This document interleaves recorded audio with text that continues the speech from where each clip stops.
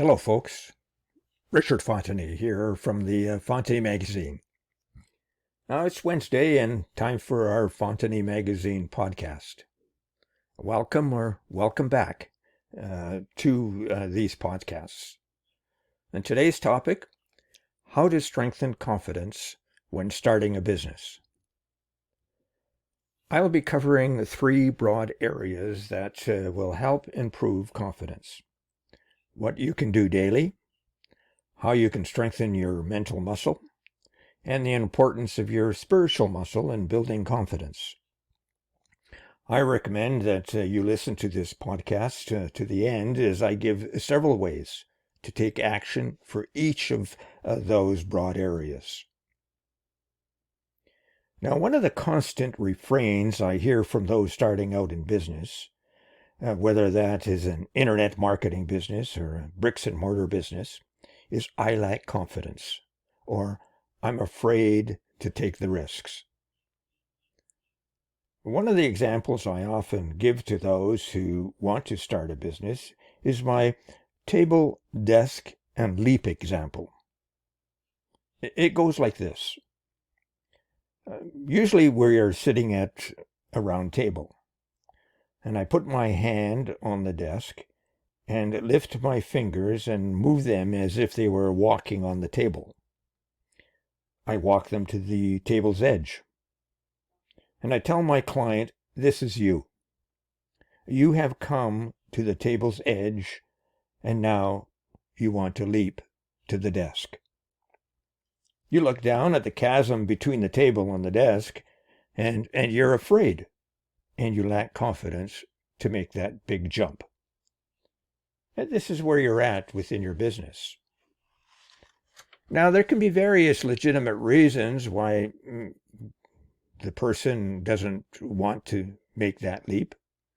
And these could relate to family issues, illness, or a lack of startup funds.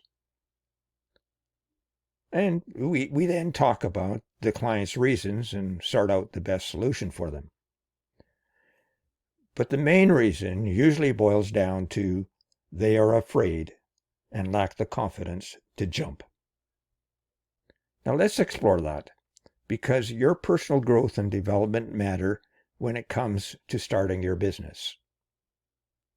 Now, before we go on, though, please subscribe to this channel and these podcasts, and thank you kindly in advance. Now let's get on with our topic, how to strengthen confidence when starting a business. Confidence, according to the Merriam-Webster dictionary, is the feeling or belief that one can have faith in or rely on someone or something. And it is connected to trust and belief, conviction, and reliance. Confidence is not a natural trait, or a natural trait, contrary to public opinion. Everyone has to work at it and strengthen it over time. For example, our confidence in dealing with others is developed through the practice of conversation, such as listening to the flow of the conversation before speaking, and in some instances, preparing questions before entering into that conversation. Fear also holds people back from a situation, and that often leads to anxiety, and the anxiety leads to self-doubt, and then that moves to a lack of confidence. Understanding the causes of the fear and dealing with it provides the assurance that people have nothing to fear but fear itself, a phrase popularized by Franklin D. Roosevelt. We can gain confidence by achieving certain accomplishments, such as meeting our goals and building our belief in our capabilities and our competence. Now let's take a look at those three broad areas that will help you improve your confidence. What you can do daily, how you can strengthen your mental muscle, and the importance of your spiritual muscle in building confidence. Again, I recommend that you listen to this podcast to the end, as I give several ways to take action for each of those broad areas.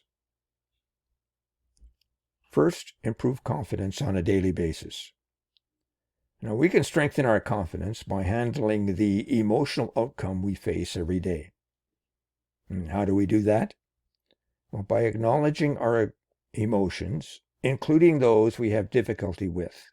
For instance, learning how to speak for ourselves, or learning how to speak up for ourselves, limiting self-criticism, and accepting the genuine compliments we receive from others. We also need to understand that confidence is not all-encompassing. Sometimes it's like being on a roller coaster. We can have confidence in some aspects of our lives, yet experience low confidence in others. For instance, a person can be confident in driving a vehicle, but have little confidence in developing a website. This is just like starting a business. Using the example of finger walking to the edge of the table mentioned at the start of this podcast, people are looking at the chasm rather than the end, the desk, and this shakes their confidence. They are more concerned about their fears than actually starting their business. They become frozen and require a thawing out period where they confront their fear, work through it, and move on to make the leap. Now, when we deal with these ups and downs, we needn't spend time honing those areas where we are confident, but strengthening the weaker ones through practice and application. It's all about learning how to move forward and strengthening our confidence to do so. Now let's move on to the second way we can improve confidence, improving mental toughness. And we can strengthen our confidence by using different mindset techniques. Such activities and actually improve our mental toughness. Here are 8 ways you can use to improve your mental toughness. 1. Replace negative thoughts with positive affirmations. For instance, replace I can't with I can, or I won't with I will. Secondly, replace temptations with positive action. So rather than procrastinating on taking action, develop an action plan to get it done. Confront the temptation of giving into fear about going forward by confronting it and working through it. Thirdly, concentrate on one difficult change at a time by confronting one fear that holds you back and then develop ways to overcome that. Fourthly, break big issues into smaller chunks and work at the big ones one chunk at a time. This means developing detailed action plans for your goals and then tackle one action at a time. Fifthly, keep discomfort in check by understanding a greater sense of purpose. That means understanding why you are in business. Focus on the why and make it expansive enough to include the landscape of your business. For instance, consider you are in an air balloon and you are looking at the whole landscape below and not the vessel you are in. That is the air balloon. Same too with your business. Focus on where you want your business to go, the whole of the landscape of the business, and not just one aspect of your business. Make decisions by balancing the 3 balls of rationality, emotionality, and instinct. This is a tough one, as often we let our emotions overtake our rational thinking, and vice versa. We let our rationality block our emotions. And then forgetting that our instincts also warn us about the dangers ahead or it's time to take a risk. Number 7, know where you are going by clearly thinking strategically and writing out your business plans, writing out its vision and its mission, your aspirational and achievable goals, the values that you want to hold for the business, and then realistic action plans. And lastly, but not least, acknowledge mistakes and take corrective action rather than making excuses and blaming others for the predicament your business is in. And now for the third way. Strengthen spiritual toughness. This way improves confidence by going beyond business, work, and life. It's about placing confidence in someone beyond us within the elixir of faith and hope. In order to find this type of confidence, we go deep within ourselves and discover that we are part of something or someone greater than ourselves. It is a place where we suspend our ego and touch a little bit of the divine. It is through faith and hope that our rush to accomplish is put into perspective. That things outside our control are actually in control if we listen deeply. That the world is a good place, and that we have a place within it to make it better for others and for ourselves as we conduct our business, our work, and our daily lives. Now, there are several methods people can use to strengthen their spiritual muscle, but for this podcast, I'm going to concentrate one practice called meditation. Meditation is the practice of going forward and focusing on a phrase or word called a mantra. Historically, meditation goes back over 4,000 years and was taught by spiritual leaders throughout the ages. Meditation is a practice within most religions. However, you don't have to be religious or belong to any religious sect to practice meditation. Besides the spiritual benefits one receives from meditating, there are also physical, emotional, and mental benefits.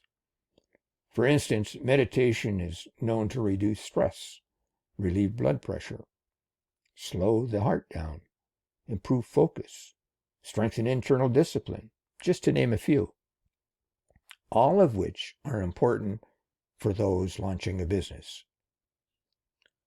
Today, many business leaders, teachers, influence leaders, and people from all walks of life include meditation in their daily lives. Now, there are several methods developed over the centuries that one can use, and I'm going to briefly outline 5 of them. The first is guided meditation. Now, guided meditation, sometimes called imaginary or visualization meditation, is a method whereby people enter into a story, keeping their sense of smell, sight, sounds, and touch. For instance, take the story from the New Testament. And don't think of this in terms of religious terms, but just take it for what it's worth. It's a scene of Jesus teaching by the Sea of Galilee. Imagine you were in the scene and saw the large crowd surrounding the teacher, heard the rippling of the water and the shoreline, and the words of the master teacher. You smelt the freshly caught fish and virtually touched some of the people standing beside you. And from this scene, people draw out a lesson and apply it to themselves. Secondly, there's the japa method. Now, the japa method is a meditation which has its roots in Hinduism. Those who practice the japa method are encouraged to seek silence, concentrate on the space between 2 words, and recite a mantra. It goes like this. Imagine a sentence or a phrase such as, love your neighbor as yourself. Repeat the phrase, love your neighbor as yourself. While repeating it, drop off the last word, yourself. And then slowly repeat the phrase and gradually drop off another word until you arrive at 2 words, love your. Then separate the 2 words and move into the space between the words. Let the words love and your become the bookends for that space. And during the process of getting into the space, repeat a simple mantra, for example, love. You can do that either softly out loud or silently. So it goes like this. Love your neighbor as yourself. Love your neighbor as you. Love your neighbor as. Love your neighbor. Love your. Now place yourself in the space between love and your. And recite the word love as your mantra. I found the japa technique is particularly helpful if I wanted to take a 3-minute to a 5-minute break from my work or when waiting for someone. For instance, take 1 minute to form a phrase, 1 minute to quiet the mind, and then move into the space between the 2 words. Stay there for 2 minutes within that space and recite the mantra or the mantra. And then spend 1 minute coming out of your reverie. The third way is centering prayer. Now, this method of meditation is used by Christians as a path to silent prayer, known as contemplative and listening prayer, a form of prayer in which God's presence is sought deep within oneself. And again, centering prayer it can be not only for Christians, but could be for anyone. Centering prayer combines a relationship with God as love and a discipline to foster that relationship. It usually includes sitting comfortably with eyes closed, settling briefly and silently, introducing a sacred word such as the ancient greeting Maranatha, meaning the Lord comes. The word is said silently, gently, faithfully, and simply. Fourthly, there's yoga meditation. The Sanskrit yoga means union with the divine. The stretching exercises that we associate with yoga were originally designed thousands of years ago to help the practitioner gain control of their own life force, a spiritual energy known as Kundalini. Your yoga meditation is best described as active meditation because it combines the stretches associated with yoga with meditation. And finally, the one that I want to focus on today, but not the least, is transcendental meditation. Transcendental meditation is a simple, natural technique and resembles the stereotypical understanding of meditation. In the practice of transcendental meditation, you sit relaxed in a yoga position or another sitting position and silently repeat a personally assigned mantra, such as a word, sound, or phrase. Now, this form of meditation may allow your body to settle into a state of profound rest and relaxation, and your mind to achieve a state of inner peace without needing to use concentration or any kind of effort. Now, whichever method you choose for your meditative practice, you'll find you are gaining an overall sense of confidence and reducing some of your fears. It also strengthens your resolve to give to others in a compassionate and loving way. And this, in turn, will do you in good stead in your personal life and in your business. So in conclusion, this podcast covered 3 ways to develop confidence when starting a business: building confidence every day, strengthening mental toughness, and strengthening spiritual toughness. Within each of those areas, I've provided you with several techniques that you can action. Now, is it time for you to take that action? Well, I'll leave that up to you. Thank you for listening, folks. And remember to hit the subscribe button, and don't forget to check the description for this podcast, where I provide resources for you. Look for our podcast next Wednesday. Talk with you then. In the meantime, keep safe, stay well, and continue becoming the person you are meant to be. Bye for now.